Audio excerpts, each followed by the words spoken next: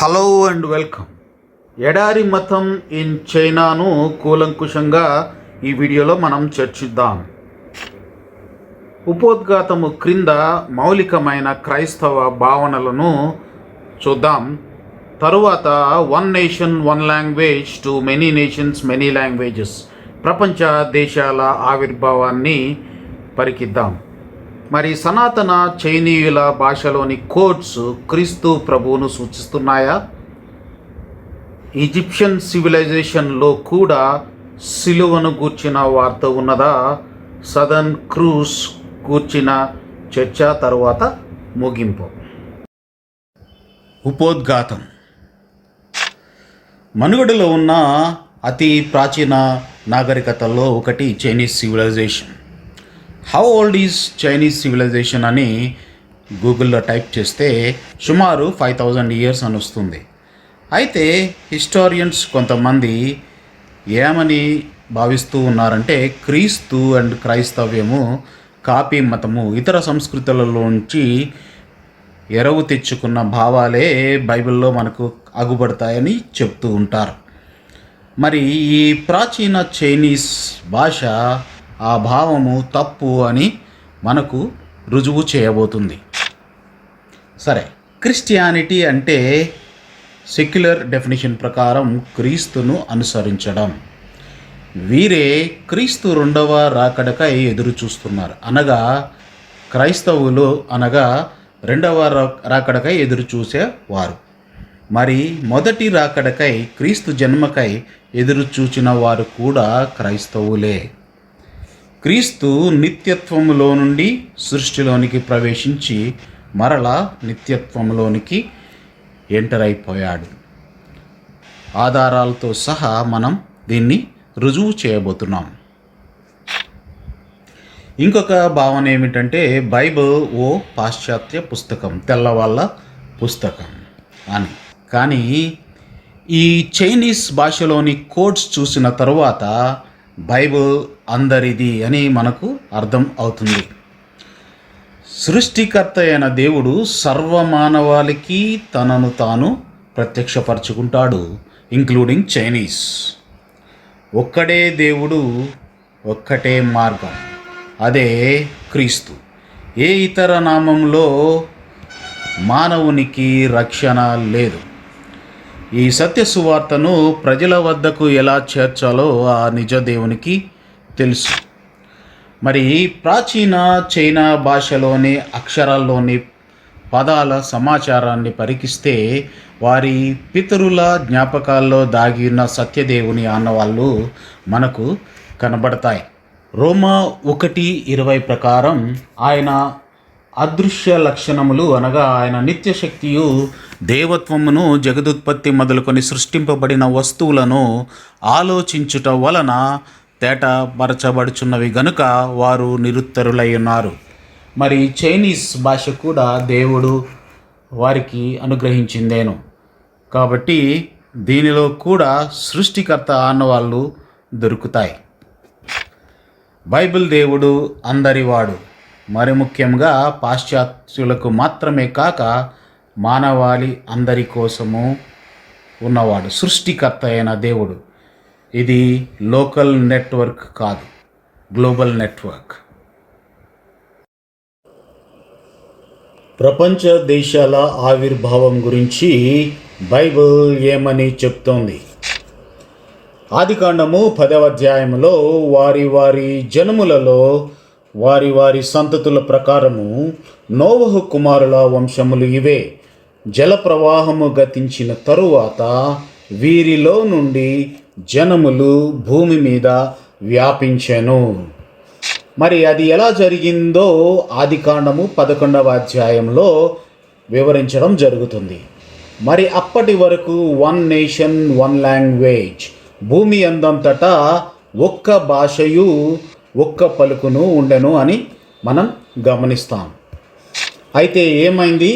అదే ఆదికాండం 11వ అధ్యాయంలో వారు మనము భూమి అందంతటా చెదిరిపోకుండా ఒక పట్టణమును ఆకాశమునంటూ శిఖరము గల ఒక గోపురమును కట్టుకొని పేరు సంపాదించుకుందాము రండని మాటలాడుకొనుచున్న సందర్భం మరి సృష్టికర్త అయిన దేవుడు దిగి వచ్చి వారి భాషలను తారుమారు చేయడం మనం గమనిస్తాం.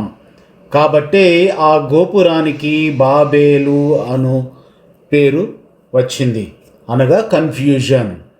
సో ఇక్కడ నుండి మనము సృష్టిలో మెనీ నేషన్స్, మెనీ లాంగ్వేజెస్ చూస్తాం. అక్కడ నుండి యెహోవా భూమి అందంతటా వారిని చెదరగొట్టెను. మరి చైనీయుల పితరులు కూడా ఈ బాబేలు అనగా మెసొపొటేమియా, ఇరాక్ ప్రాంతం నుండి వలస వెళ్ళిన వారే. సర్వం ఎడారిమయం. మరి ఎంతో ప్రాముఖ్యమైన సనాతన చైనీయుల భాషలోని క్రీస్తు ప్రభు యొక్క ఆనవాళ్ళను ఇప్పుడు మనం చూద్దాం.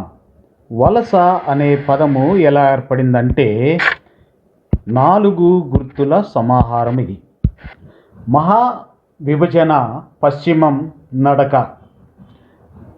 చూడండి, పశ్చిమం అనే దాన్ని మనం ఇక్కడ చూడవచ్చు.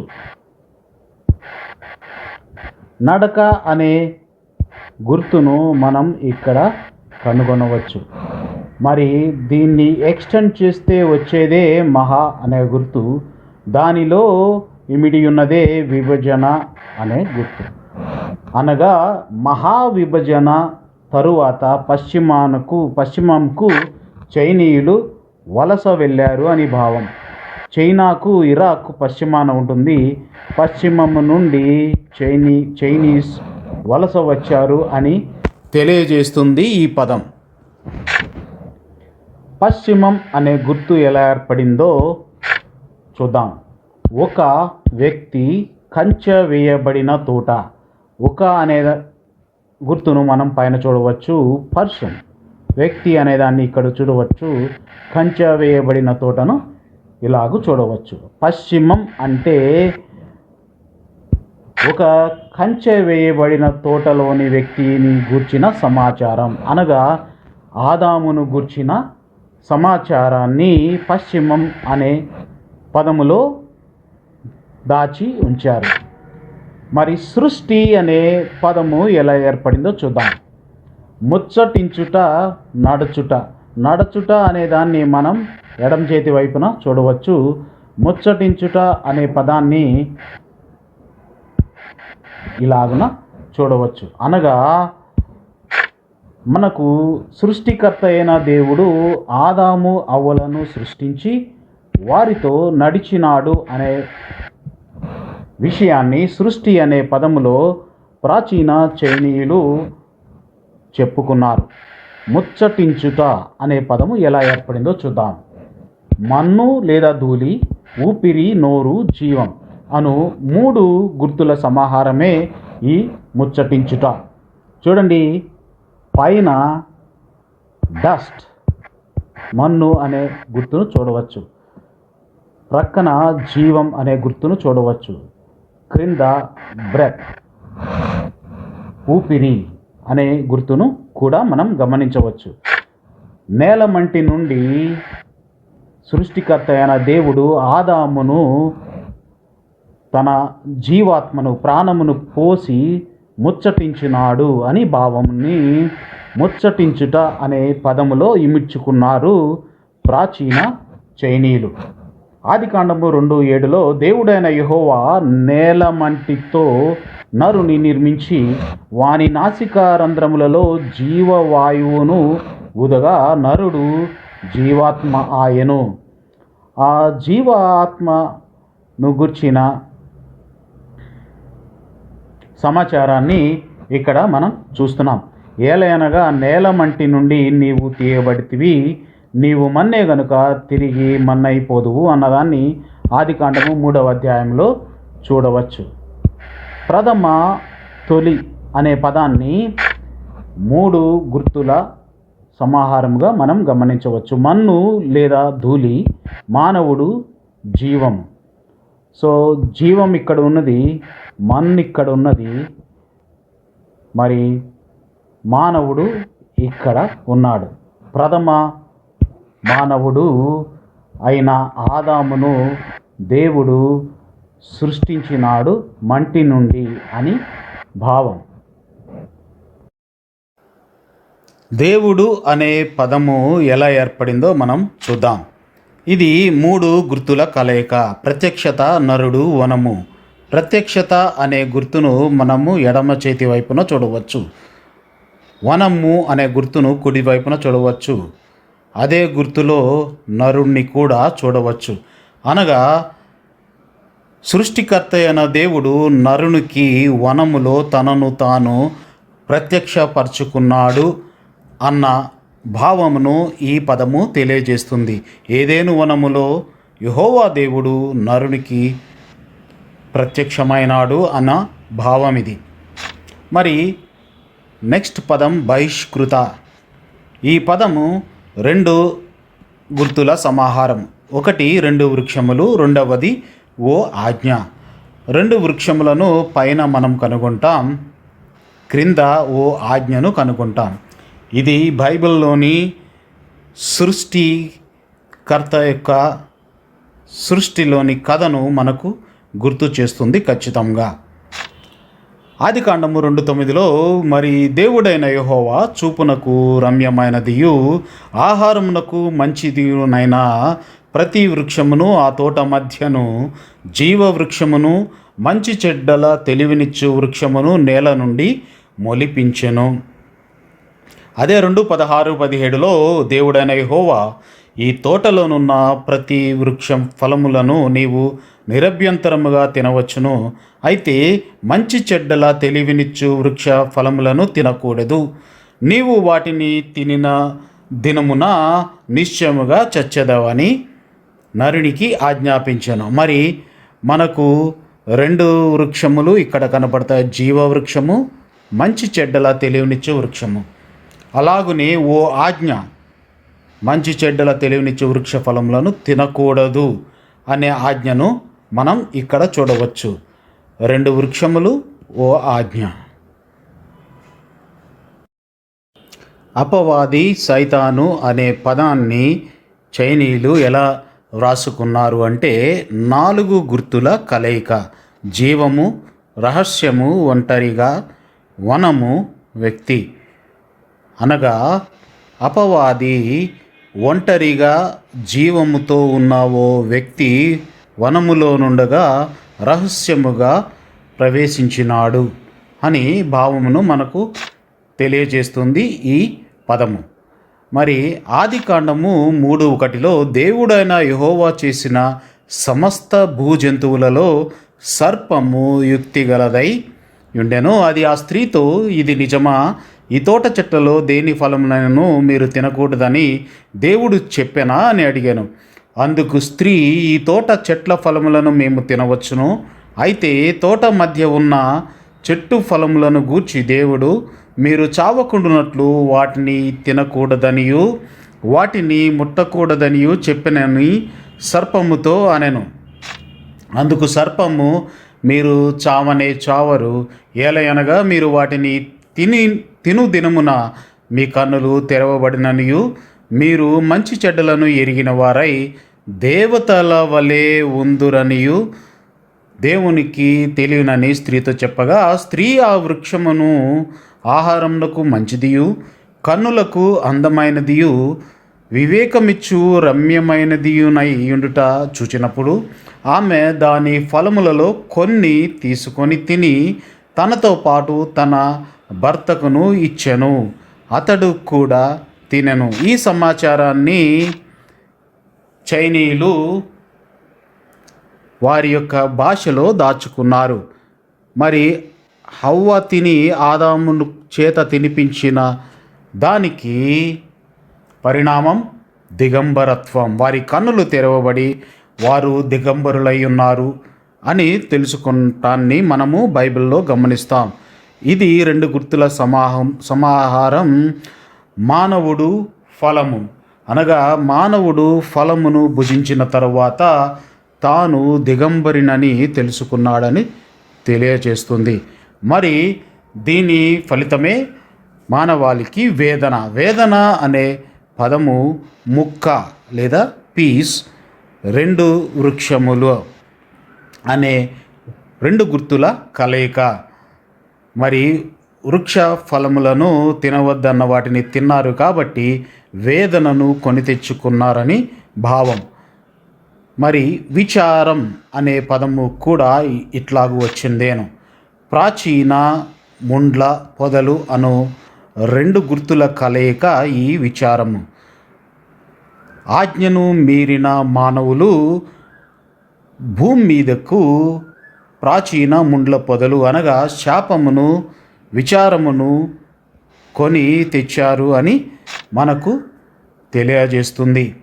మరి ఈ ఆజ్ఞాతిక్రమమునకు ఫలముగా వాంఛ, కోరిక, అక్కర అనేదాన్ని స్త్రీకి మానవుని పట్ల కలుగ చేశాడు. మరి ఒక వ్యక్తి కంచె వేయబడిన చోట వెస్ట్ అనే పదములో మనము గమనించాం. మరి స్త్రీ అనే గుర్తును కలిపితే ఏర్పడేది want or desire or necessity. వాంఛ, కోరిక, అక్కర అనగా ఆదాము పట్ల హవ్వకు వాంఛను కలుగజేసిన దానిని మనం ఇక్కడ గమనించవచ్చు. ఆదికాండము 3:16లో ఆయన స్త్రీతో నీ ప్రయాసమును నీ గర్భవేదనను నేను మిక్కిలి హెచ్చించెదను, వేదనతో పిల్లలను కందువు, నీ భర్త ఎడల నీకు వాంఛ కలుగును అని దేవుడు శపించాడు. అతడు నిన్ను ఏలును అని కూడా చెప్పాడు. మరి నేను, నాకు, మీ అనే పదములోని అర్థమును చూద్దాం. హస్తము, బల్లెము అను రెండు గుర్తుల కలయికే మీ, నేను అనగా నేను నా స్వహస్తములతో బల్లెముతో ఎవరినో పొడిచెదను అని భావమును ఇస్తుంది. ఇది ఖచ్చితంగా క్రీస్తును సిలువపై బల్లెముతో పొడిచిన దానికి గుర్తు. నీతి అనే పదము గొర్రె, నేను అనే రెండు గుర్తుల కలయిక.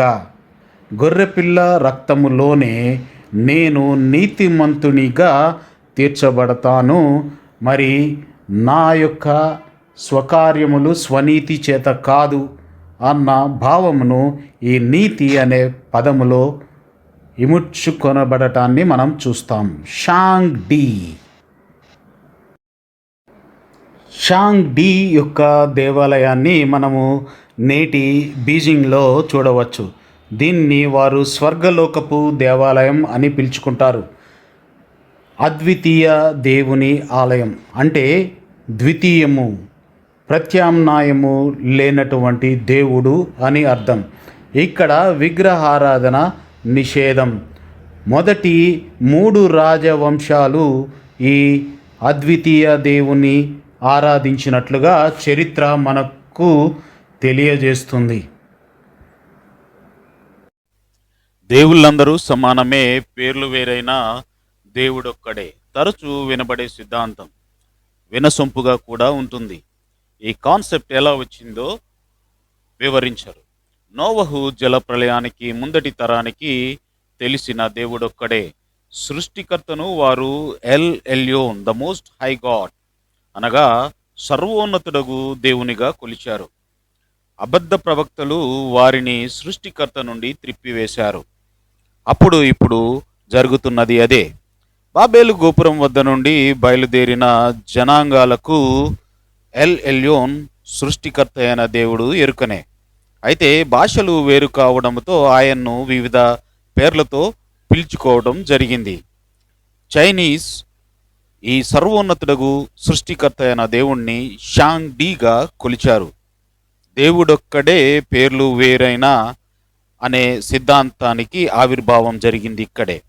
అయితే అపవాది సృష్టికర్త అయిన ఎల్ ఎల్యోన్ స్థానంలో నిమ్రోదును ప్రతిష్ఠించి అన్ని సంస్కృతులను భ్రష్టుపరిచాడు. మనుషులందరూ సమానం, దేవుడొక్కడే. వ్యక్తిగతంగా దేవుణ్ణి ఎరుగవలసిందే. అయితే బైబిల్ ఏమని చెప్తోంది?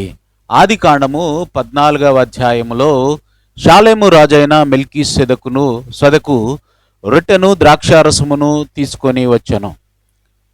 అతడు సర్వోన్నతుడగు దేవునికి యాజకుడు, అనగా L Elyon the most high God కి యాజకునిగా ఇక్కడ పేర్కొంటుంది బైబిల్.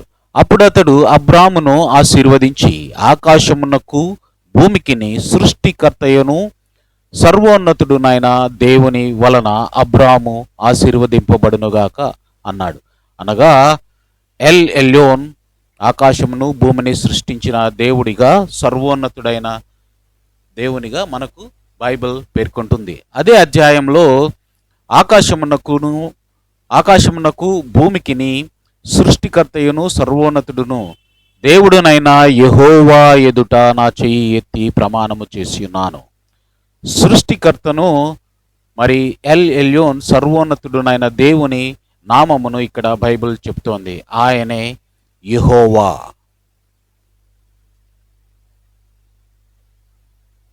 తండ్రి అయిన యెహోవా దేవుడు, కుమారుడైన క్రీస్తు ప్రభువు, పరిశుద్ధాత్మ దేవుడు.